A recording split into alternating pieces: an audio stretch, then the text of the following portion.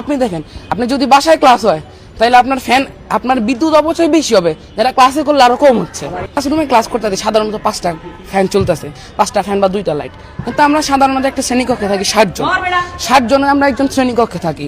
সরকার যদি বিদ্যুৎ সেভই করতে চায়, আমরা যদি অনলাইনে ক্লাস করি, এই 60টা নন হলে 50টা ফ্যান চলবে।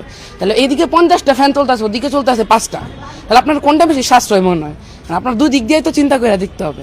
সাশ্রয় তো ক্লাসেই ক্লাস করা, নাহলে তো আপনার নতুন করে আপনার আরো 54টা, ধরেন 54 বা 50টা এরকম ফ্যান তো আপনার আবার চালাইতে হবে। তাহলে এদিকে বিদ্যুতের জ্বালানি সাশ্রয় কেমন হইতেছে? এই বাংলাদেশে যে জ্বালানি সংকট আছে এটা কাটুক, এবং সরকার চিন্তা করুক, সরকার গভীরভাবে চিন্তা করুক। সরকার এবার যে আমরা ইন্টারনেটের জন্যই করতেছি, প্রত্যেক দিকেই তো অপচয়, প্রত্যেক দিক দিয়ে তো অপচয়। তাহলে এটা আপনার বিদ্যুৎ জ্বালানি সাশ্রয় হইতেছে কেমনে? বর্তমান যুগে মোবাইল গেমস আর ডিজিটাল ডিভাইসের প্রতি আসক্তি এরা মানুষের অনেক বেশি। তাহলে এখন যদি অনলাইনে ক্লাস হয়, আসল কথা কি, অনেকে অ্যাটেনশনটা, মেইন যে অ্যাটেনশনটা এটা থাকবে না অনলাইনে ক্লাস করলে। যখন আমরা ক্লাস